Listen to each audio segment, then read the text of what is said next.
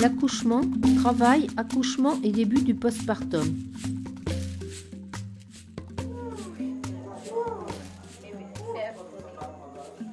L'accouchement est une étape naturelle de la vie. La plupart des femmes donnent naissance sans complications médicales. Les sages-femmes compétentes peuvent guider et encourager les femmes pendant l'accouchement tout en demeurant en alerte face aux complications possibles. Cette vidéo vous montrera les meilleures pratiques de soins d'une sage-femme envers une femme au cours du travail, pendant la naissance, jusqu'à la période postpartum immédiate.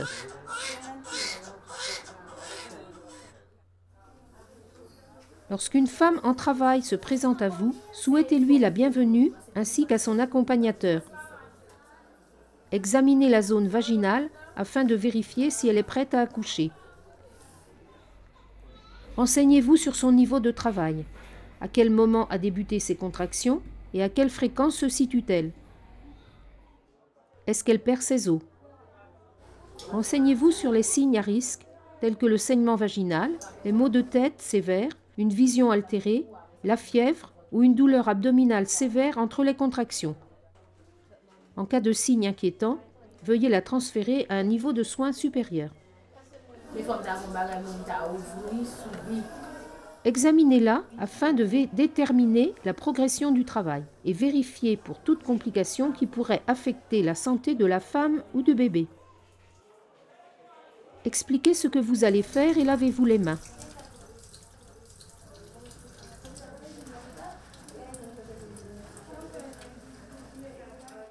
Débutez par la vérification de ces signes vitaux. Vérifiez ensuite la position du bébé et le rythme cardiaque du bébé.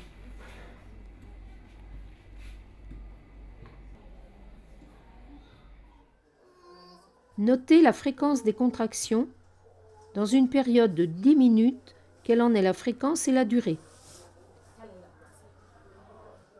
Effectuez un examen vaginal si vous avez suivi la formation pour le faire et si vous obtenez le consentement de la femme. Attendez la fin d'une contraction. Avisez la femme des résultats de l'examen et ce qu'il signifie. Enregistrez les résultats dans son dossier de grossesse ou fiche.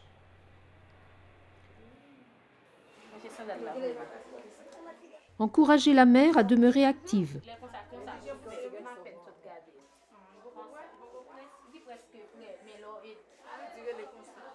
Suggérez des positions et manières que le compagnon peut exercer pour aider la mère à se relaxer. Si possible, vérifiez le rythme cardiaque du bébé, les contractions et pulsations de la mère, toutes les 30 minutes. La mère commence à pousser et à crier lors des contractions. La naissance aura lieu bientôt. Placez votre matériel incluant les équipements de réanimation à proximité sur la table. Expliquez à la mère ce qui se déroulera lors de l'étape de la poussée.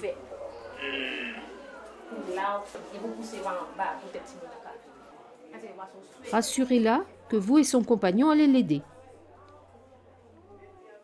Laissez-la choisir la position qui lui convient le plus pour la pousser. Une position verticale est préférable pour la descente du bébé.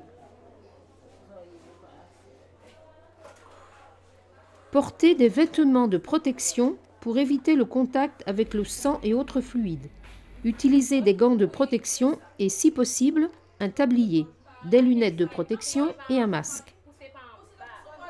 Guidez la mère afin qu'elle pousse adéquatement. Suggérez à la mère d'ouvrir largement ses jambes en poussant ses genoux vers l'extérieur de son corps et en positionnant ses joues vers sa poitrine.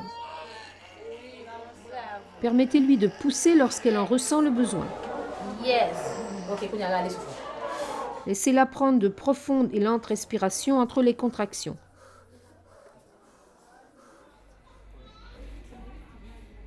Poussez ses pieds vers vous et son accompagnateur peut rendre les poussées plus efficaces.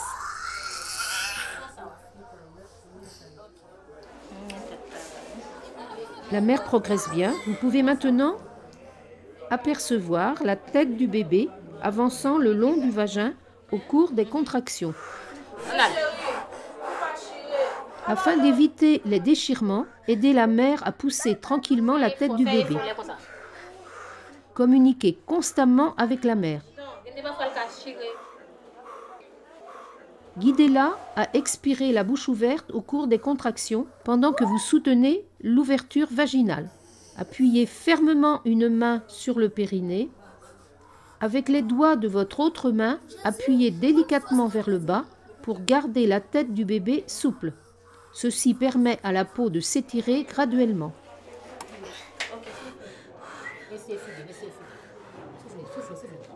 Assurez-vous de ne pas restreindre le mouvement de la tête.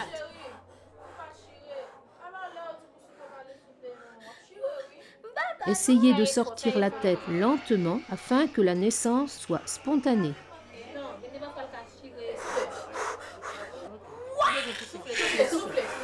Laissez la tête du bébé se retourner naturellement.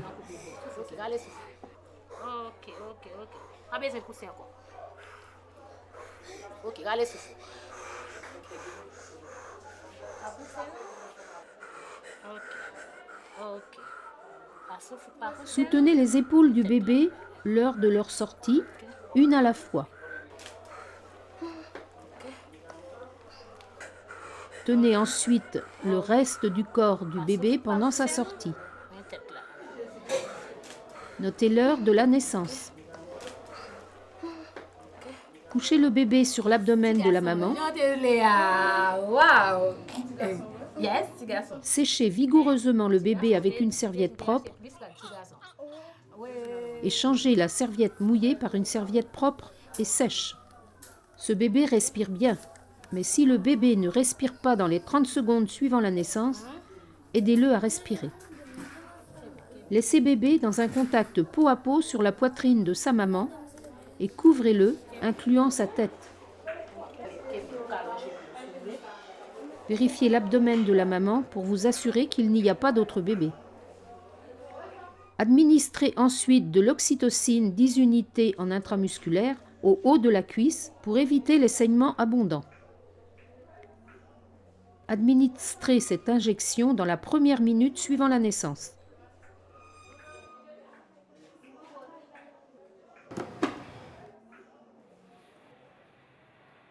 Attendez que les pulsations du cordon aient cessé avant de le couper, c'est-à-dire environ 2 à 3 minutes après la naissance.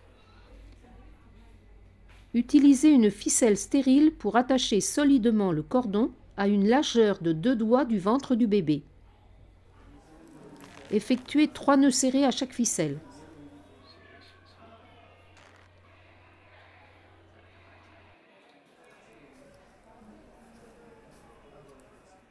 Pincez la corde avec vos doigts et poussez pour éloigner le sang du bébé d'une largeur de 2 doigts du premier nœud et serrez le nœud de nouveau.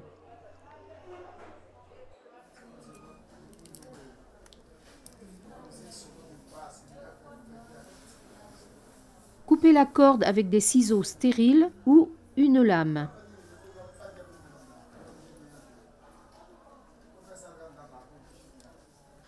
Ne pas mettre n'importe quoi sur le moignon du cordon et laisser ouvert à l'air. Laissez le bébé dans les bras de sa mère peau à peau. À ce stade-ci, la mère ressentira généralement des crampes au niveau de l'utérus et devrait libérer le placenta sous peu. Pendant que la sortie naturelle du placenta se fait, tenez-le à 2 mains et placez toutes les membranes ensemble.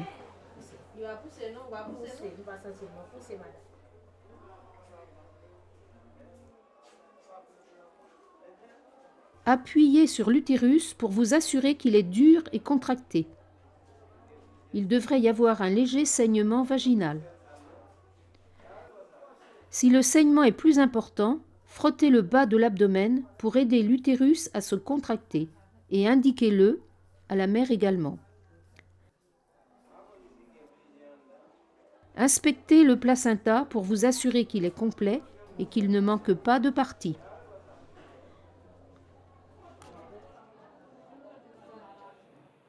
Vérifiez maintenant les déchirures de la mère.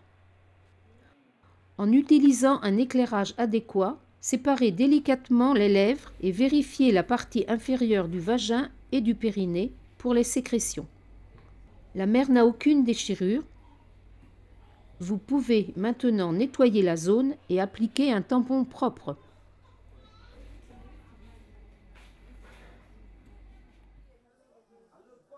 Essayez au cours des premières heures après la naissance de ne pas déranger la mère et son bébé. Ce sera un moment propice pour le début de l'allaitement. Le contact peau à peau est également important pour conserver la température du bébé dans un état normal. Cette proximité permet à la mère de s'attacher à son bébé et contribue à la réussite du début de l'allaitement. Laissez le bébé au sein de sa mère aussi longtemps qu'il le désire.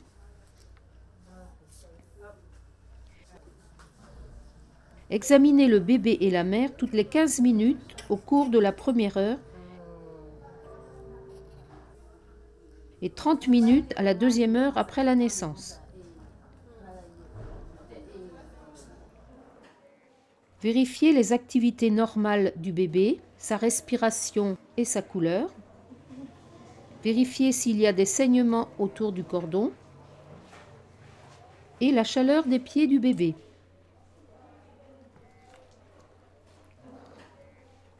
Assurez-vous que l'utérus soit ferme.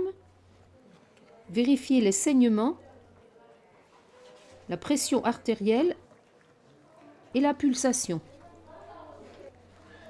Avant de fournir d'autres soins néonataux, attendez que le bébé ait bénéficié au moins d'1 heure de contact peau à peau avec sa maman. Laissez le bébé avec sa maman. Administrez des soins préventifs selon les pratiques de votre pays. Cela peut inclure la vitamine K ou la médecine préventive des yeux.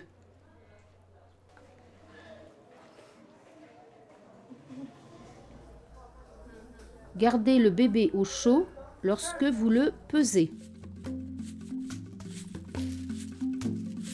N'oubliez pas, apprenez et appliquez les meilleures pratiques à chaque naissance. Il faut continuellement soutenir et communiquer avec la mère tout au long de l'accouchement et après la naissance afin de développer la confiance et d'obtenir de meilleurs résultats. Soyez vigilants face aux problèmes afin d'agir rapidement et être en mesure de transférer la maman et le bébé en cas d'urgence.